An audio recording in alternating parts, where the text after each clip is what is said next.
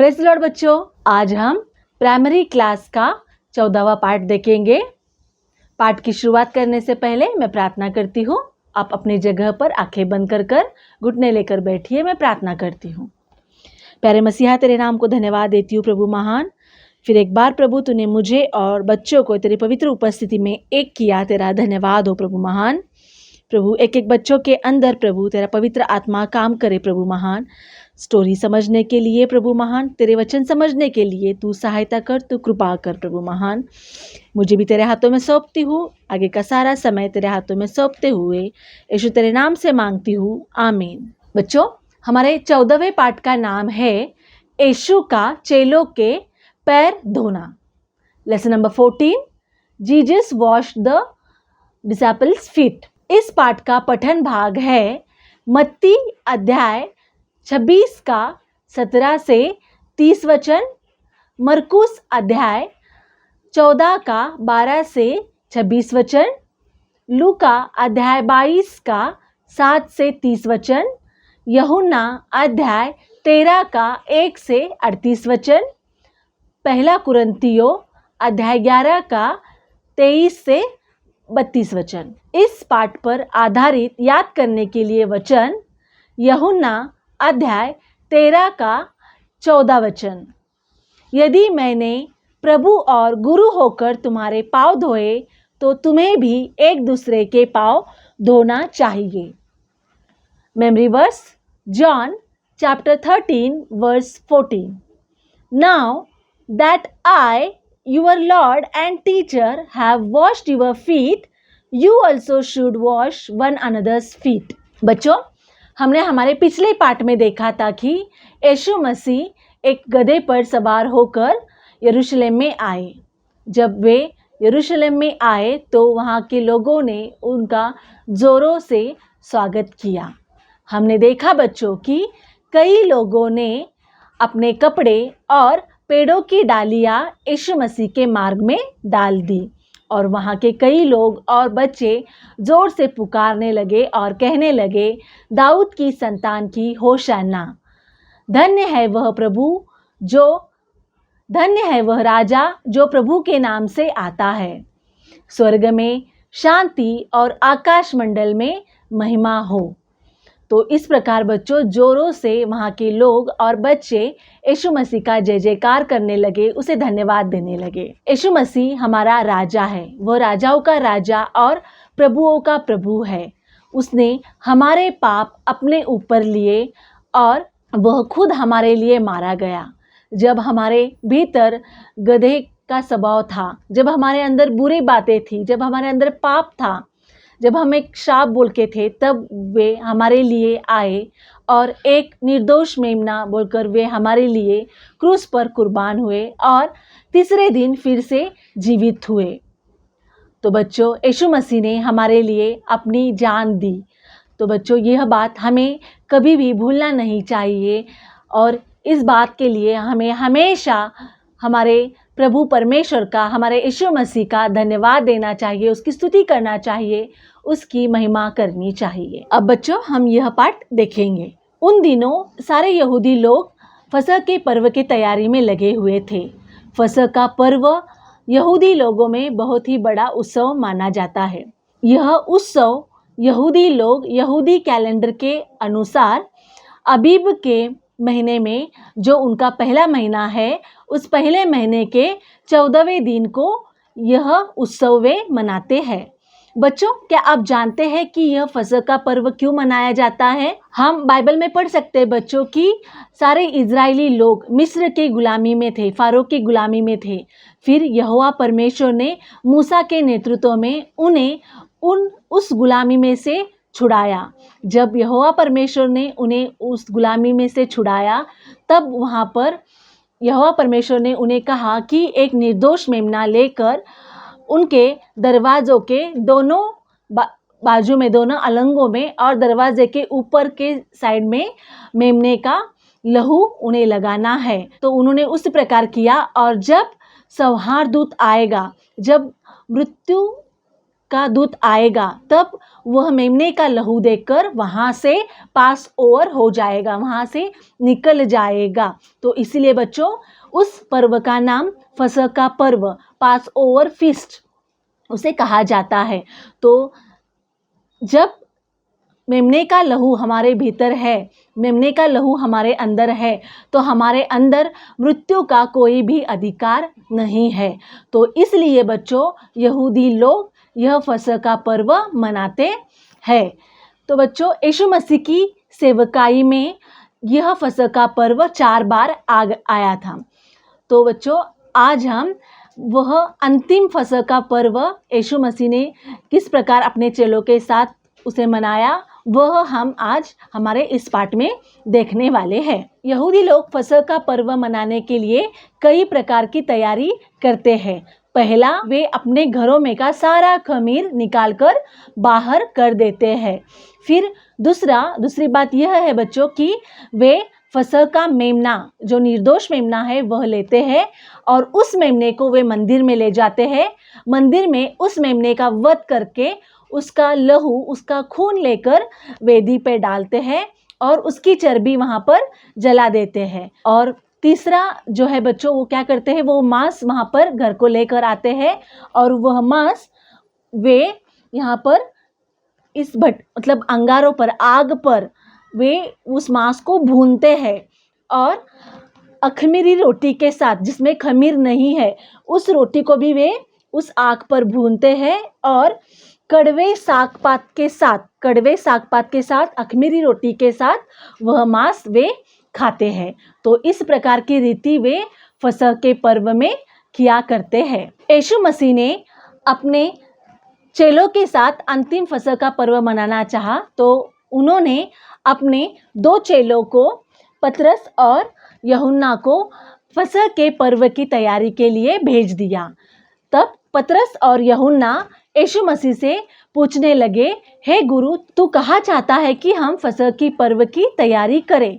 तब बच्चों यीशु मसीह उनसे कहने लगा, जब तुम नगर में प्रवेश करे तब तुम्हें एक मनुष्य जल का घड़ा उठाए हुए दिखेगा। तुम उसके पीछे जाना। वह व्यक्ति जिस घर में रुकेगा उस घर के स्वामी से तुम कहना कि गुरु तुझसे कहता है कि वह पाहुनशाला कहाँ पे है कि जहाँ मैं और मेरे चेले फसह का पर्व मनाऊं। तब वह स्वामी तुम्हें सजी सजाई हुई अटारी देगा, तो वहीं पे तुम फसह के पर्व की तैयारी करना। तो देखो बच्चों, यीशु मसीह ने अपने चेलों से पहले ही कहा कि किस प्रकार उन्हें करना है।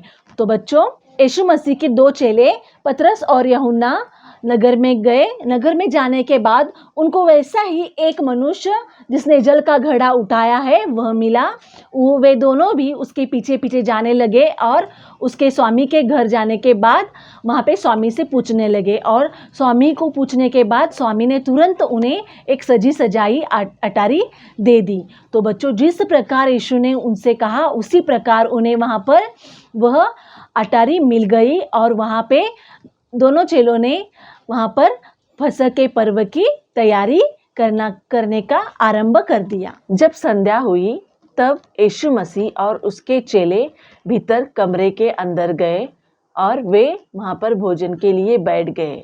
यहूदा इस्करियोती यीशु मसीह को पकड़वाने वाला था, यह यीशु मसीह पहले से ही जानते थे। यीशु मसीह अपने मृत्यु के बारे में, दफन के बारे में और जी उठने के बारे में भी वे जानते थे। वे वहाँ से भोजन पर से उठे और उन्होंने अपने बाहरी वस्त्र निकाल दिए और उसके बाद उन्होंने अपने कमर पर अंगोछा लपेट दिया और एक बर्तन में पानी लेकर वे अपने चेलों के पाँव धोने के लिए उन्होंने वहाँ पे शुरुआत कर दी। और फिर पाँव धोने के बाद वे अपने अंगोछे से चेलों के पाँव पोंछने लगे। जब यीशु मसीह पतरस के पास उसके पाँव धोने के लिए आए तब वहाँ पर पतरस यीशु मसीह को कहने लगा, हे प्रभु, क्या तू मेरे पाँव धोता है? तब प्रभु यीशु मसीह पतरस से कहने लगा, जो मैं अभी कर रहा हूँ तू वो नहीं जानता है, लेकिन तू अभी इसके बाद से समझेगा।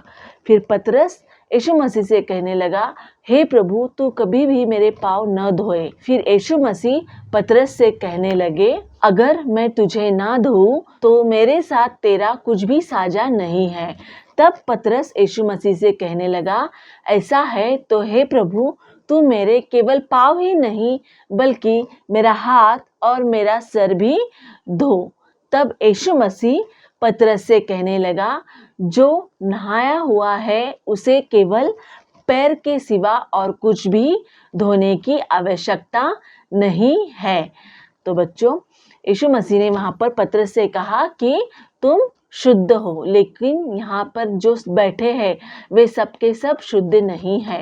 यीशु मसीह ने ऐसा इसलिए कहा क्योंकि वे जानते थे कि कौन उन्हें उनसे विश्वासघात करने वाले है। जब यीशु मसीह वहाँ पर सभी चेलों के पैर धो चुके, तब यीशु मसीह वहाँ पर अपने कपड़े, अपने वस्त्र, बाहरी वस्त्र पहनकर वे अपने स्थान पर बैठ गए और वे चेलों से बातें करने लगे और चेलों से कहने लगे, क्या तुम समझ पाए क्या जो कुछ अभी मैंने किया? और यीशु उनसे और भी कहने लगे कि तुम मुझे हे प्रभु, हे गुरु करके कहते हो और भला ही कहते हो, ठीक ही कहते हो। यदि मैं तुम्हारा प्रभु और गुरु होकर तुम्हारे पाँव मैंने धोए, तो तुम भी वैसे ही एक दूसरे के पाँव धोया करो। मैंने यह जो किया है वह तुम्हारे सामने एक नमूना बोलकर रखा है, और तुम भी इसी प्रकार जैसे मैंने तुम्हारे सामने किया है वैसे तुम भी एक दूसरे के साथ किया करो।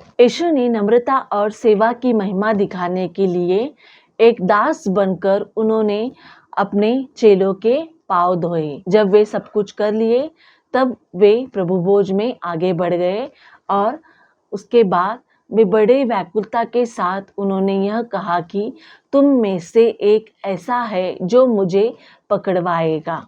तब यह बात सुनकर चेले आपस में संदेह के साथ वे एक दूसरे को देखने लगे। तब पतरस यीशु मसीह से कहने लगा, हे प्रभु, बता कि वह कौन है। तब यीशु मसीह उससे कहने लगे, जिसे मैं रोटी का टुकड़ा डुबाकर दूंगा वह वही होगा। इतना कहकर यीशु मसीह ने रोटी का टुकड़ा लिया और वह डुबाकर वह टुकड़ा उन्होंने यहूदा इस्करियोती को दिया। जब यहूदा इस्करियोती ने वह टुकड़ा लिया तब शैतान तुरंत उसमें समा गया और फिर यीशु मसीह ने यहूदा इस्करियोती से कहा, जो तू करना चाहता है वह तुरंत कर। लेकिन बच्चों, वहाँ पर कोई भी शिष्य को यह समझ में नहीं आया कि यीशु मसीह ने यह किस बारे में कहा। यहूदा इस्करियोती के पास एक पैसों की थैली रहा करती थी, तो सभी शिष्यों को ऐसा लगा कि यीशु मसीह उसे फसह के पर्व के लिए और कुछ चीज़ें मोल ले आने के लिए या फिर कंगालों को कुछ बांटने के लिए और या कुछ देने के लिए उसे कह रहे हैं। जब यहूदा इस्करियोती ने वह टुकड़ा लिया और वह खाया तब वह तुरंत वहाँ से उठकर चला गया। फिर बच्चों, यीशु मसीह फसह के पर्व में वहाँ पर आगे बढ़े और उन्होंने रोटी ली और रोटी को आशीष मांगकर उसे तोड़ी और वह रोटी शिष्यों को दी और उनसे कहने लगे, लो खाओ, यह मेरी देह है। फिर उसने कटोरा लिया और उसे धन्यवाद देते हुए वह कटोरा उन्होंने चेलों को दिया और उससे चेलों से कहने लगे, यह वाचा का वह लहू है जिसे बहुतों के लिए पाप क्षमा के लिए बहाया गया है। तो बच्चों, इस प्रकार यीशु मसीह ने रोटी और दाखरस वहाँ पर चेलों को दिया और उन्हें यह कहा कि मेरे स्मरण में यह तुम किया करो, और यह रोटी जो है वह मेरी देह है और यह दाखरस जो है यह लहू है। यह मेरा लहू है जो हमारे पाप क्षमा के लिए वहाँ पर सभी मानव जाति के लिए बहाया गया है। और यीशु मसीह ने चेलों से यह भी कहा कि मैं तुमसे सच सच कहता हूँ कि इसके आगे से जब तक परमेश्वर का राज्य नए से ना आए तब तक मैं दाखरस नहीं पीऊँगा। तो बच्चों, वहाँ पर यीशु मसीह ने उन सभी चेलों को एक नई आज्ञा दी कि तुम एक दूसरे से प्रेम रखो, और जिस प्रकार मैंने तुमसे प्रेम रखा उसी प्रकार तुम भी आपस में एक दूसरे से प्रेम रखो। यदि तुम एक दूसरे से आपस में प्रेम रखोगे तभी तुम मेरे चेले बोलकर वहाँ पर सभी लोग तुम्हें जानेंगे। तो बच्चों, यह सारी बातें यीशु मसीह ने वहाँ पर उस रात में फसह के पर्व में अपने शिष्यों से कही। तो बच्चों, हमने आज दो बहुत महत्वपूर्ण घटनाएं, मतलब यीशु का चेलों के पैर धोना और यीशु का अंतिम प्रभु भोज, चेलों के साथ अंतिम प्रभु भोज, ये दो महत्वपूर्ण घटनाएं देखी। ये दोनों भी घटनाएं एक ही रात में एक ही स्थान पर वहाँ पर हो गई थी। बच्चों, हमने इस पाठ में देखा कि यीशु मसीह ने एक सेवक की तरह, एक दास की तरह नम्रता पूर्वक अपने चेलों के पांव धोए। यीशु मसीह गुरु रहकर उन्होंने अपने आप को इतना नम्र किया कि उसने क्रूस पर की मृत्यु हमारे लिए सह ली। यीशु मसीह गुरु होकर उन्होंने हमारे सामने यह नमूना रख दिया। तो बच्चों, हमें भी यीशु मसीह की तरह, यीशु मसीह ने जिस प्रकार हमारे सामने नमूना रखा है उसी प्रकार बच्चों हमें भी नम्रता पूर्वक रहते हुए यीशु मसीह के कदमों पर चलना है। यीशु मसीह ने हमें नम्र रहते हुए उन्होंने मानवता और सेवा की महानता वहाँ पर दिखा दी। यीशु मसीह हमारा फसह का वह मेमना है जो हमारे लिए मारा गया, गाड़ा गया और फिर से जी उठा। तो बच्चों, हमने देखा कि इजरायली लोगों को गुलामी में से छुड़ाने के लिए वहाँ पर दरवाज़ों पर मेमने का लहू लगाया जाता था। तो बच्चों, उसी प्रकार हमें भी हमारे गुनाहों से छुड़ाने के लिए, हमें हमारे पापों से छुड़ाने के लिए हमें यीशु मसीह पर विश्वास करना है। यीशु मसीह के लहू के द्वारा ही हमें उद्धार है। यीशु मसीह ही हमारा फसह का वह मेमना है जिससे हमें हमारे जीवन में का जो मृत्यु है, जो आत्मिक मृत्यु है बच्चों, वो मृत्यु हटकर उसके भीतर अनंत जीवन आ सकता है। तो यीशु मसीह के लहू के जरिए ही हमारे अंदर का जो आत्मिक मृत्यु है वह नष्ट हो जाएगा और वह पास हो जाएगा और वह निकल जाएगा। आत्मिक अंधकार जो है, आत्मिक मृत्यु जो है वो निकल जाएगा और हमारे भीतर आत्मिक जीवन आएगा। तो बच्चों, हमें हमेशा यीशु मसीह के ऊपर ही विश्वास करते हुए हमें नम्रता के साथ यीशु मसीह के ऊपर विश्वास रखते हुए हमें आत्मिक जीवन में आगे बढ़ना चाहिए और हमें यह बातें कभी भी न भूलना चाहिए बच्चों। और यीशु मसीह ने हमारे लिए अपने आप को दिया, इसलिए बच्चों हमें हमेशा यहोवा परमेश्वर का धन्यवाद देना चाहिए, उसकी महिमा करनी चाहिए, उसकी स्तुति करनी चाहिए। और बच्चों, हमने देखा कि यीशु मसीह गुरु होते हुए उन्होंने चेलों के पाँव धोए। यीशु मसीह हमारे पापों के लिए मर गए और जब हम हमारे पापों को पूरी तरह से मानकर जब हम पश्चाताप करते हैं, मन फिराते हैं, तब हम यीशु मसीह के नाम पर बपतिस्मा लेकर हम उद्धार के अनुभव में चलते हैं। और जब हम बपतिस्मा लेते हैं तो एक ही बार में हमारे पूरे पाप धुल गए, इस प्रकार नहीं रहता है बच्चों। तो हर बार हमारे हाथों से जाने अनजाने में भूल हो जाती है। तो हमें हमेशा हर रोज़ हमारे पापों को प्रभु यीशु के सामने मानना चाहिए। और जिस प्रकार यीशु मसीह ने वहाँ पर पतरस से कहा कि जो नहा चुका है उसे फिर से नहाने की ज़रूरत नहीं, केवल उसे पाँव ही धोने की ज़रूरत है। तो उसी प्रकार बच्चों, हमें हर रोज़ हमारे जीवन में रहते समय हमें हर रोज़ हमारे पापों को जो जाने अनजाने में हमारे से हो जाते हैं उसे हमें यीशु के सामने मानना है। और बच्चों, उससे मन फिराकर हमें अपने आप को यीशु मसीह के हाथों में सौंपना है। और हमें यीशु मसीह ने चेलों को एक नई आज्ञा दी कि आपस में प्रेम करो। तो बच्चों, हमें भी हमारे सामने जो हमारे देखे हुए भाई बहन हैं, हमें हर एक से प्रेम से रहना चाहिए। जब हम प्रेम से एक दूसरे के साथ रहेंगे तभी हम यीशु के चेले हैं बोलकर जाने जाएंगे। तो आओ बच्चों, हम एक दूसरे से प्रेम के साथ रहते हुए, नम्रता के साथ रहते हुए, यीशु के मन जैसा हमारा मन धारण करते हुए यीशु के कदमों पर हम चले। तो बच्चों, मैं आशा करती हूँ ये लेसन आपको अच्छे से समझ में आ गया होगा। इस लेसन पर आधारित आपको इस प्रकार एक्टिविटी करनी है। इस एक्टिविटी में आपको रोटी दिखाना है और एक कटोरा दिखाना है जिसमें यीशु मसीह का वाचा का लहू है, और इस पर आपको वचन लिखना है। मत्ती अध्याय 26 का 26 से 28 वचन। जब वे खा रहे थे तो यीशु ने रोटी ली और आशीष मांगकर तोड़ी और चेलों को देखकर कहा, लो खाओ, यह मेरी देह है।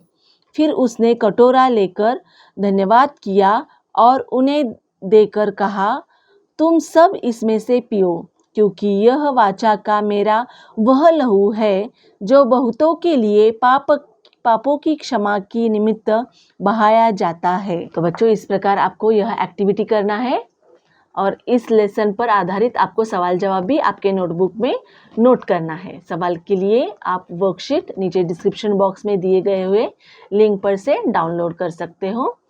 तो आइए बच्चों, इस पार्ट को हम छोटा सा प्रार्थना करके समाप्त करेंगे। प्यारे मसीहा, तेरे नाम को धन्यवाद देती हूँ प्रभु महान। तेरे प्रेम के लिए धन्यवाद प्रभु महान। प्रभु, तूने अपने आप को प्रभु हम पापियों के लिए दिया, तेरा धन्यवाद देती हूँ प्रभु महान। तू हमारे लिए फसह का वो मेमना है जिसने अपने आप को हमारे लिए दे दिया प्रभु महान। प्रभु, तूने जो ये महान उद्धार का काम मानव जाति के लिए किया प्रभु, वो एक एक को समझने के लिए तू सहायता कर, कृपा कर, एक एक को उद्धार के अनुभव में चला प्रभु। यीशु तेरे नाम से मांगती हूँ, आमीन।